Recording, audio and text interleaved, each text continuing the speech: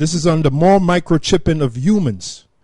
Now, it was reported in January 9th, 2007 issue of the Canadian in an article by Lucien Desjardins that doctors in the United States and Europe are secretly moving to have the microchip implanted in newborns.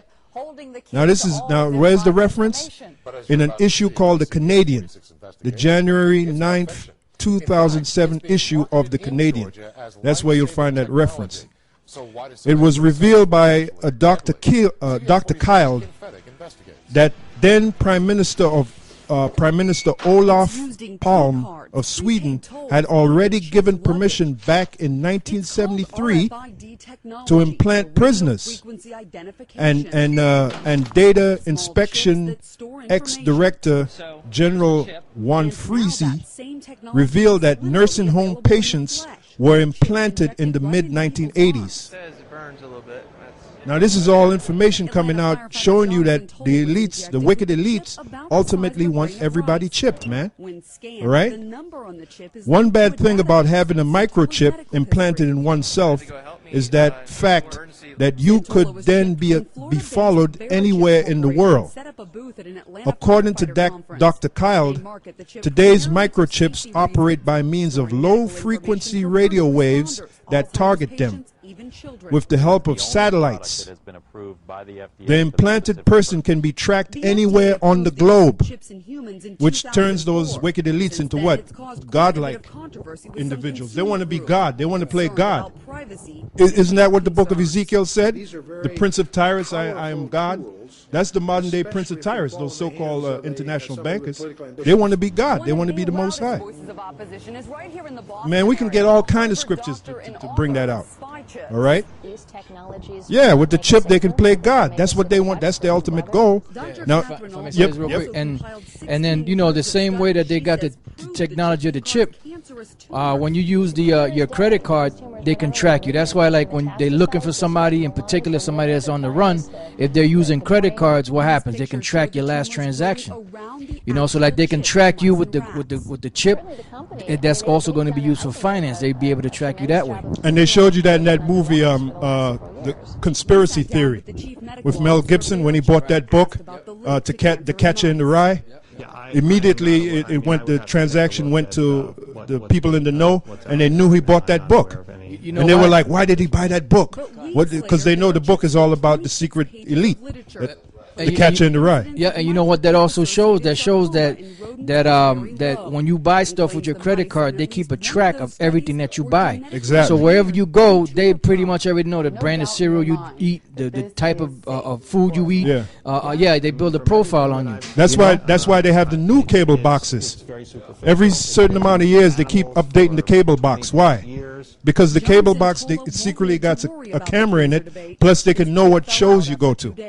Okay, this guy seems to always go to this show. Why is he going to this show? What does he know? You know? Also, too, yeah, with the credit card thing.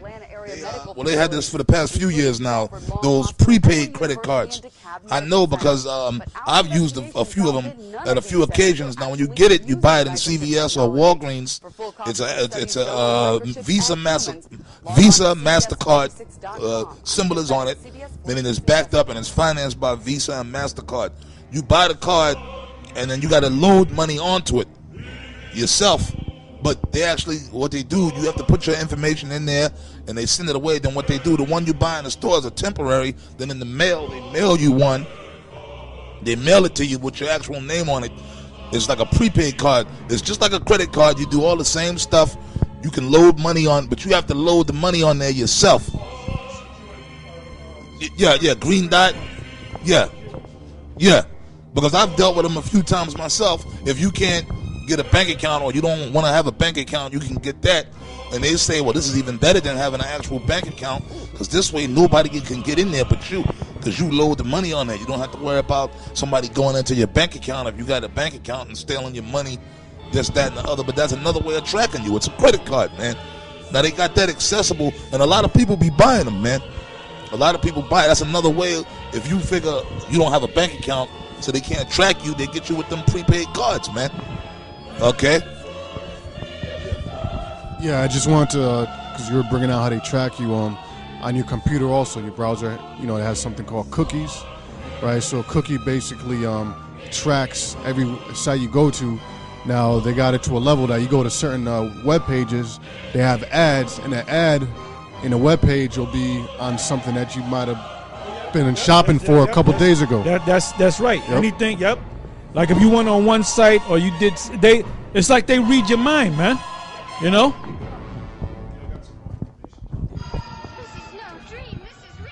Reading on, it says, today's microchips, according to Dr. Kyle, today's microchips operate by means of low-frequency radio waves that target them.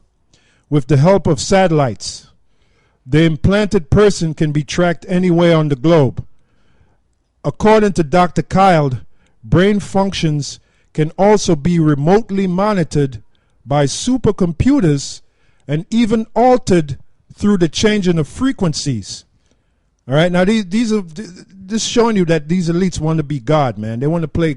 They have that godlike complex. All right, that's what they have. Now this is under the global plan. It says a few months back, Hollywood director and documentary filmmaker Aaron Russo stated on a radio interview that he was approached by Nick Rockefeller. Now they're saying that Nick Rockefeller never existed.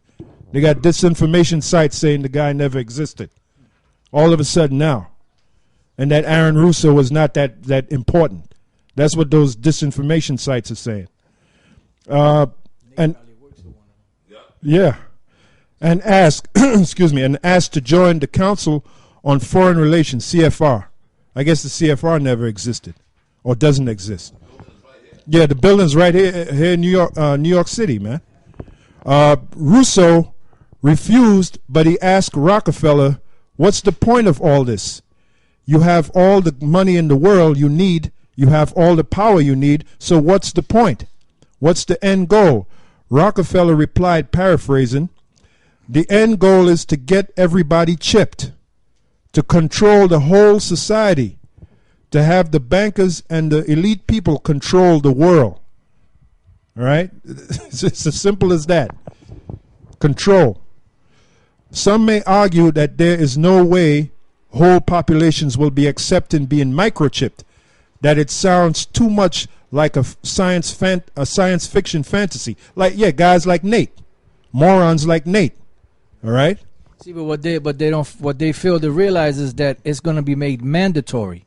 That's the point. The point is it's going to be made mandatory. It's not going to be, at first it's going to be an option that you could just get it, you know, if you want to or not. But there's going to come a point where they're going to make the microchip mandatory, where you're going to have to take it. Just like right now, this guy Obama kept saying that when this new health care bill comes into effect, if you have a physician that you like or a particular health care that you like to use, you can use it. Now it's to the point now where you have to take this Obama health care thing, and everybody has to take that. So eventually, what's going to happen? They're going to make the chip mandatory. Yeah. Yep. Yet we know that this is exactly what the program of the one world people is, to have everyone chipped, right? Now they give you possible approaches. It says, so what kind of approach will they take to make us accept the microchip? Kevin Haggerty wrote an article entitled, One Generation is All They Need. All right, this is an article, One Generation is All They Need, in the December 10th.